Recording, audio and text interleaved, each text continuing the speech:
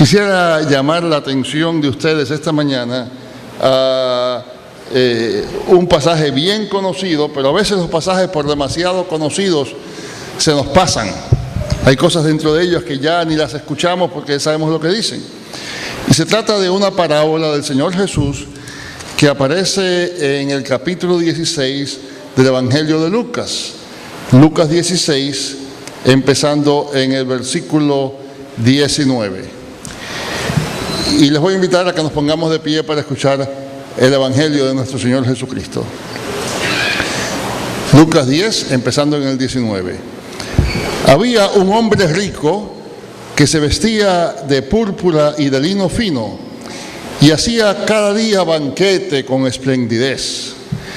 Había también un mendigo llamado Lázaro que estaba echado a la puerta de aquel lleno de llagas y ansiaba saciarse de las migajas que caían de la mesa del rico, y aún los perros venían y le lamían las llagas. Aconteció que murió el mendigo y fue llevado por los ángeles al seno de Abraham, y murió también el rico y fue sepultado. Y en el Hades alzó sus ojos estando en tormentos y vio de lejos a Abraham y a Lázaro en su seno. Entonces él, dando voces, dijo: Padre Abraham, ten misericordia de mí y envía a Lázaro para que moje la punta de su dedo en agua y refresque mi lengua, porque estoy atormentado en esta llama. Pero Abraham le dijo: Hijo, acuérdate que recibiste tus bienes en tu vida y Lázaro también males. Pero ahora éste es consolado aquí y tú atormentado. Además de todo esto, una gran cima está puesta entre nosotros y vosotros, de manera que los que quisieran pasar de aquí a vosotros no pueden, ni de allá pasar acá. Entonces le dijo: Te ruego pues, Padre, que le envíes a casa de mi padre, porque tengo 5 hermanos, para que les testifique, a fin de que no vengan ellos también a este lugar de tormento. Y Abraham le dijo: A Moisés y a los profetas tienen, óiganlos. Él entonces dijo: No, Padre Abraham, pero si alguno fuere a ellos de entre los muertos, se arrepentirán. Mas Abraham le dijo: Si no oyen a Moisés y a los profetas, tampoco se persuadirán si alguno se levantare de entre los muertos. El Señor añada su bendición a la lectura de su palabra. Pueden sentarse.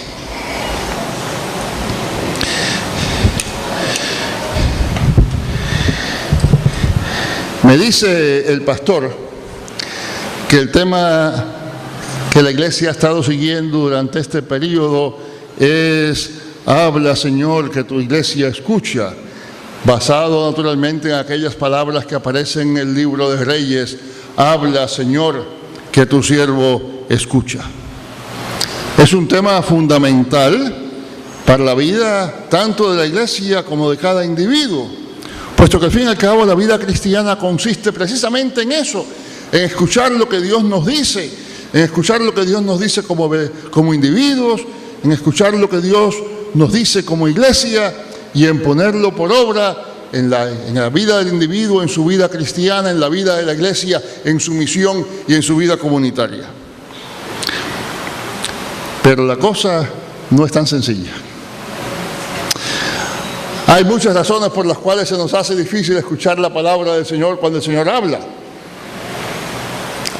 La historia de donde viene esa cita es la historia de cuando está el joven Samuel y escucha una voz y no sabe qué cosa es, y va y otra vez la escucha y por fin va a ver a Elí, y Elí le dice que cuando escuche la voz otra vez diga: habla, Señor, que tu siervo escucha. Pero lo que cuenta la historia entonces es lo que el Señor le dice a Samuel no le gusta mucho, porque es una palabra de condenación a Elí, que es su maestro, y tiene que decírsela. De manera que no siempre la palabra del Señor viene a decirnos lo que nos gusta. Y esa es una de las razones, voy a volver sobre eso después, pero es la principal razón por la cual se nos hace difícil escuchar la palabra del Señor. Al fin y al cabo, en el caso de Eliseo, de Samuel, Samuel sí va y le cuenta a Elí, porque Elí le insiste que le diga qué fue lo que el Señor le dijo, y entonces le habla de la maldición que el Señor ha pronunciado sobre Elí y sobre su casa.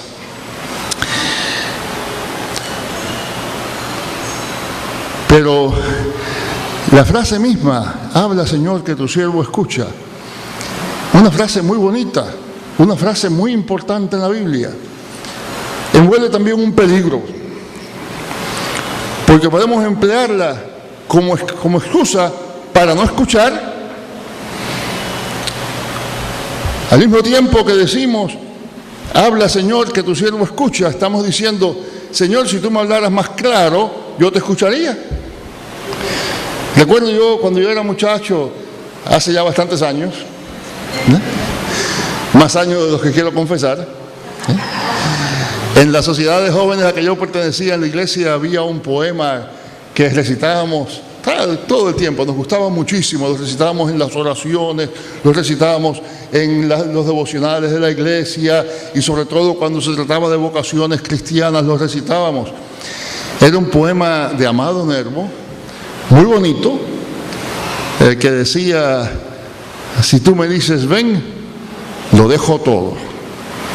No volveré siquiera la mirada para mirar a la mujer amada, pero dímelo fuerte, de tal modo que tu voz como toque de llamada vibre hasta el más íntimo recodo de mi ser, del ser, levante al alma de su lodo y hiera el corazón como una espada.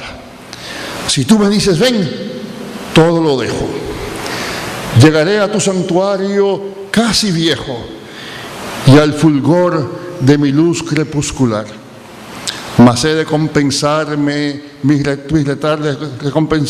retardos, difundiéndome, oh Cristo, como un nardo de perfume sutil ante tu altar. Eso decíamos constantemente. Pero ahora han pasado 2 años, ya estoy más que casi viejo, como dice el poema. Me doy cuenta de que el poema mismo no era sino un modo de ofrecernos a hacer lo que Dios quisiera, siempre y cuando fuera lo que nosotros quisiéramos escuchar. Era un modo de no hacer lo que Dios quería, al mismo tiempo que le echábamos la culpa a Dios. El poema dice, pero dímelo bien fuerte. En otras palabras, si me lo dices a voz mediana, si no me lo dices de una manera que retumbe, no te hago caso.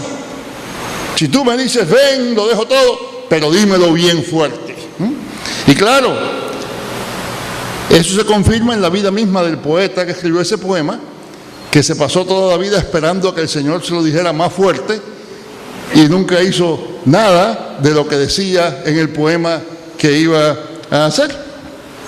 Por eso la frase misma, habla Señor que tu siervo escucha, puede querer decir 2 cosas. Puede querer decir, como en el caso de Samuel, que de veras ya ahora estamos dispuestas a escuchar. Pero puede también decir, como en el caso de aquel poeta, que estamos escuchando nosotros, sí, yo escucho. Pero si tú no me lo dices bien fuerte, entonces no hago. Y entonces naturalmente es una manera de echarle la culpa a Dios por nuestra desobediencia. Si tú me lo dices fuerte, yo lo hago. Y si no lo hago es porque no me lo dijiste bien fuerte. Yo te escucho si tú me lo dices fuerte. Pero si no, sigo hasta que me lo digas más fuerte. La parábola de Rico y Lázaro que acabamos de leer es tan conocida que muchas veces ya sabemos lo que dice. Yo no sé si a ustedes les pasa lo que me pasa a mí, ¿verdad? Yo cuando estoy en la iglesia y alguien dice, vamos ahora a leer una parábola. Un hombre descendía de Jerusalén a Jericó. Ya yo sé todo el cuento, toda la historia completa, y ya sé lo que dice y pienso otra cosa, ¿no? Y aquí dice que había un hombre que se llamaba un rico, etcétera, y ya sabemos lo que dice. Sabemos que es una parábola acerca de cómo hay que ocuparse de los pobres, ¿verdad? Y de cómo Dios manda que los ricos compartan con los pobres y todo eso, pero se nos olvida el final de la parábola. El final de la parábola es quizá la parte más interesante. Ese diálogo que tienen al final Abraham y el rico. Y el rico, ya después que sabe que no hay remedio para él, quiere por lo menos que haya un remedio para sus hermanos que todavía están vivos. Y quiere que les avisen. Mira, mándale a Lázaro para que vaya allá y les diga que tienen que enderezarse porque si no van a estar donde estoy yo. Y Abraham les contesta, no, ya tienen a Moisés y los profetas. Si no escucharon a Moisés y a los profetas, tampoco van a escuchar aunque venga un muerto y se lo diga. En otras palabras, el problema de los hermanos y del rico antes no es que no sepan lo que tienen que hacer, no es que Dios no se lo haya dicho, Dios sí se lo dijo, tenían los Moisés y los profetas. El problema es que no quieren hacerlo y como no quieren hacerlo, no escuchan. Y como no escuchan, todavía el rico allá en el infierno está diciendo, si tuvieran un milagro, si viniera uno de entre los muertos y les dijera, entonces sí le iban a hacer caso. Y Abraham les dice, mira, si no le hacen caso a Moisés y a los profetas, aunque venga uno de entre los muertos y se lo diga, tampoco van a hacer caso. Claro, lo interesante de esa parábola es que el que cuenta la parábola es precisamente uno que vino de entre los muertos. Así que nosotros tenemos todavía menos excusa que los hermanos del rico, porque a nosotros sí vino uno de entre los muertos y nos ha hablado y nos ha dicho cuál es la voluntad de Dios.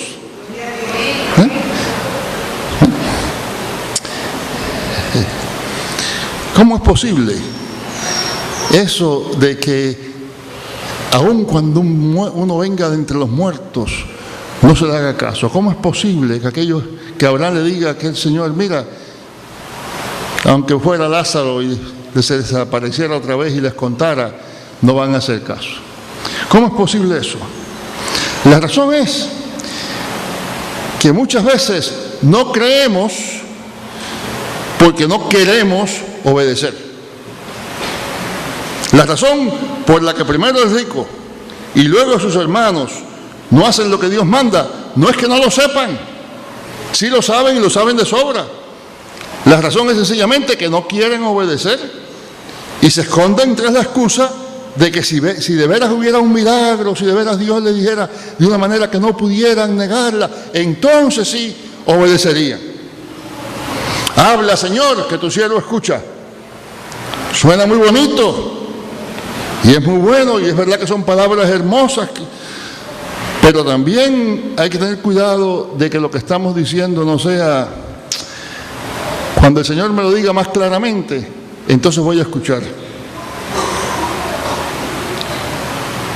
Gracias. Un paréntesis.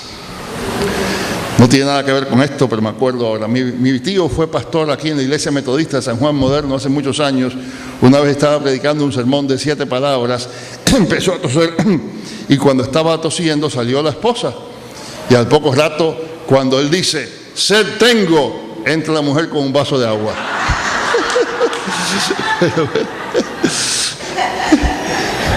Cerramos el paréntesis. Muchas gracias por el agua. En otras palabras, lo que está diciendo el rico es que sus hermanos quieren que Dios le hable y Dios le van a escuchar. Y lo que Abraham le está diciendo es, mira, déjate de cuentos, que a Dios les ha hablado de sobra y no escuchan. Saben ustedes, hay un dicho nuestro, que no hay peor sordo que el que no quiere oír. Ustedes saben lo que eso quiere decir. Quiere decir, cuando no me conviene, no oigo. En la Biblia se usa la misma frase de otra manera, que el que tenga oídos para oír, oiga.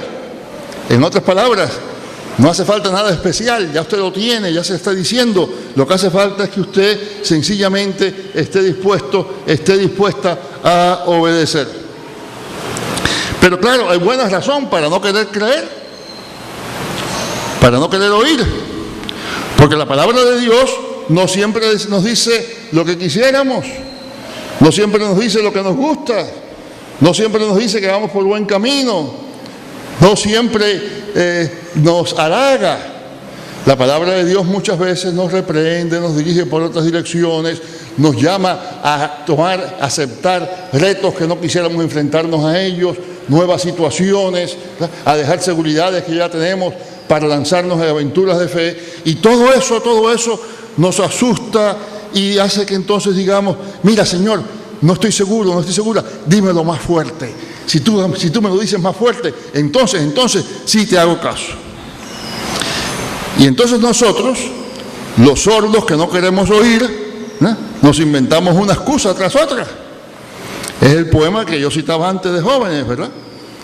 Sí. Dímelo más fuerte, Señor.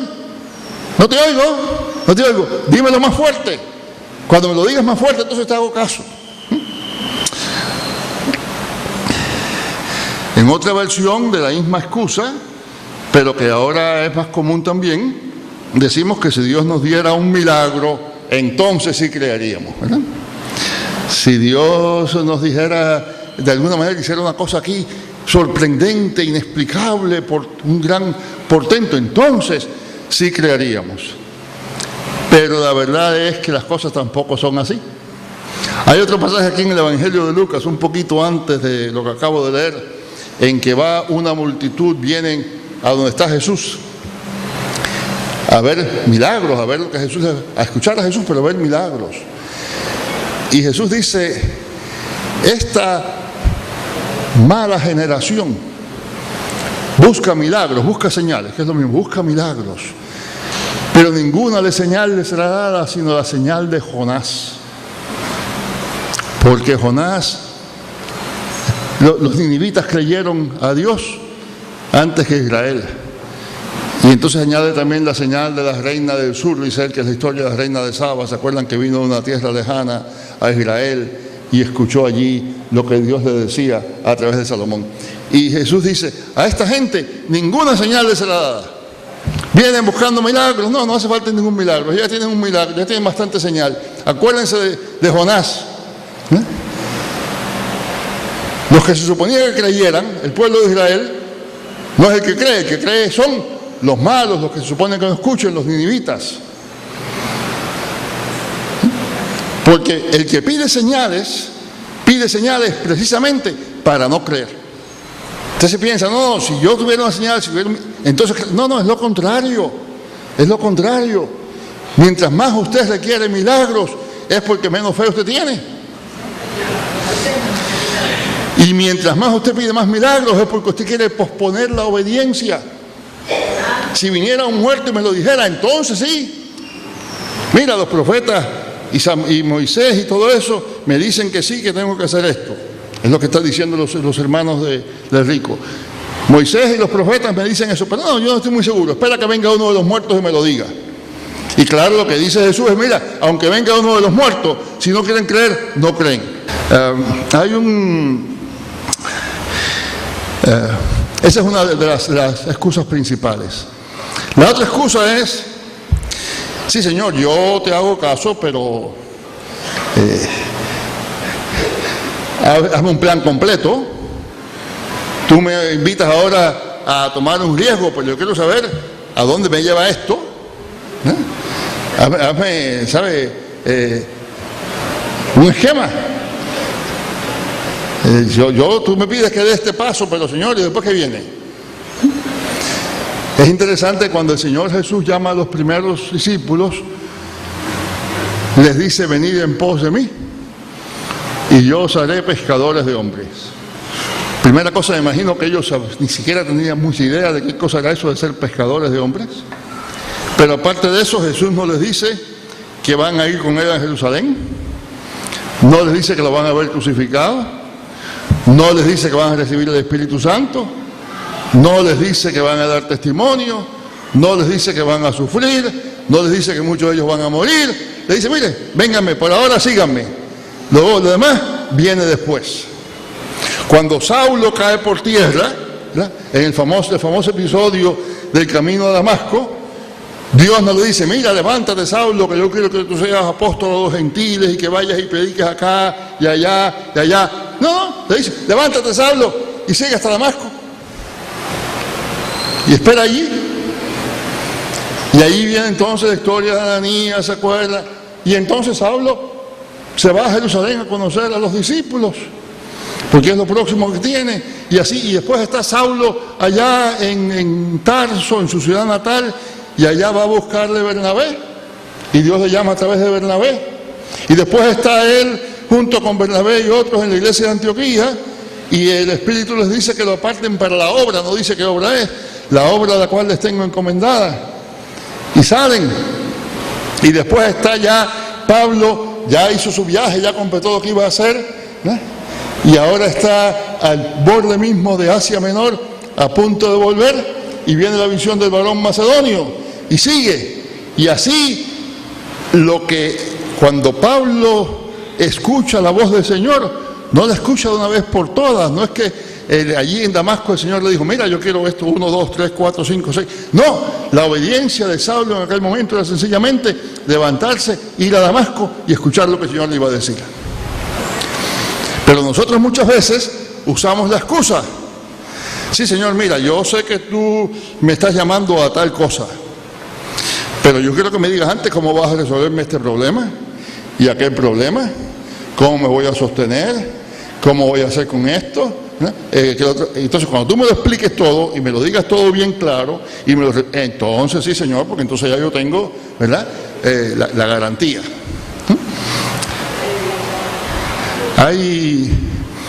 Hubo un pastor teólogo alemán que se llamaba Dietrich Bonhoeffer, y Bonhoeffer murió al final de la Segunda Guerra Mundial ahorcado por los nazis.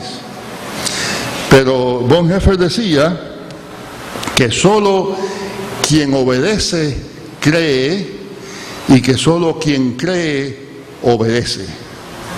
En otras palabras, que el creer y el obedecer no son dos cosas separadas. Que no es posible usted decir, sí, yo creo, pero no hago. Ni tampoco decir, sí, yo hago, pero no creo. Que las dos cosas en sí van juntas, ¿verdad? Y eso es lo que sucede con el rico y con sus hermanos. No creen, pero ¿por qué no creen? No creen porque si creen tienen que deshacerse de sus privilegios. Porque si creen tienen que ocuparse del mendigo a sus puertas.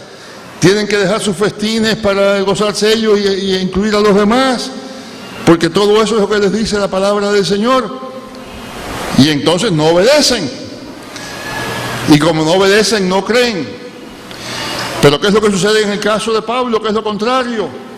¿Qué es lo que sucede en el caso de los primeros discípulos? ¿Qué es lo contrario? Creen no en todo lo que Dios va a hacer para ellos hasta el final, no lo saben todo, pero creen y obedecen el paso que Dios les está llamando a dar en ese momento. Dios no le está llamando a ninguno de ustedes hoy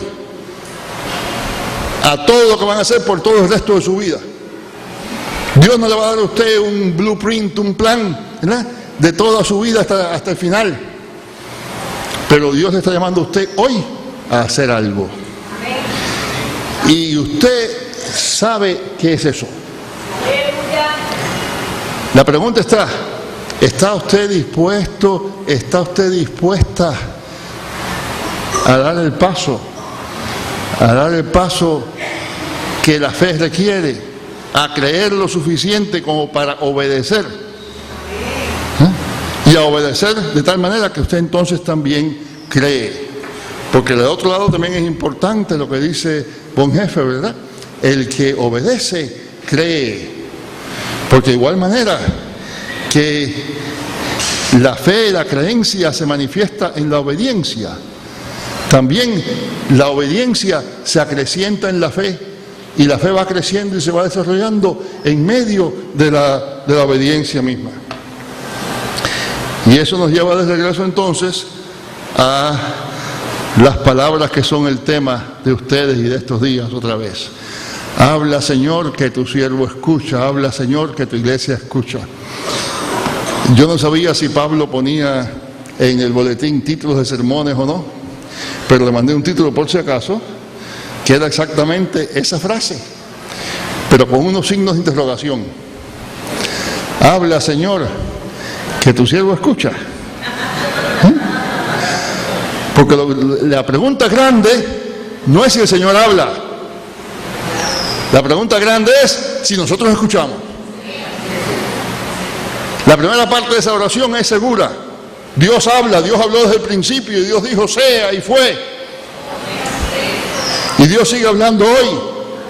La segunda parte es la parte que está en interrogaciones.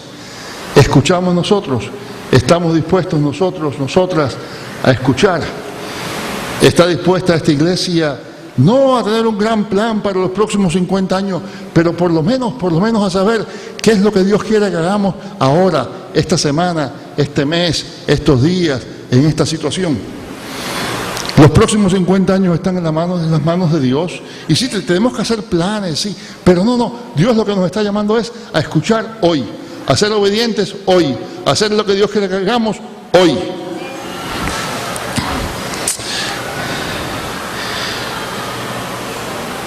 Cuando digo, habla Señor que tu siervo escucha, puedo querer decir una de dos cosas. Puedo querer decir, Señor, quiero hacer lo que tú dices. También puedo querer decir, Señor, no te oigo. Cuando te oiga, entonces voy a hacer lo que tú dices. Puede ser una frase, una afirmación de apertura, de obediencia, y puede ser también una excusa para la desobediencia y la descreencia. ¿Y cómo se distingue entre una cosa y la otra? Se distingue muy sencillamente en el obedecer. En el obedecer. Yo no tengo ninguna duda de que Dios nos está hablando a cada uno de nosotros, a cada una de nosotras hoy. No tengo ninguna duda de que Dios quiere que nosotros tomamos alguna decisión hoy. Dios nos está hablando. La pregunta seria es, ¿escucharemos? ¿Escucharemos? Habla, Señor, que tu siervo escucha. Podríamos decir al contrario, te estamos escuchando, Señor, gracias porque hablas y te obedecemos a lo que tú nos estás diciendo.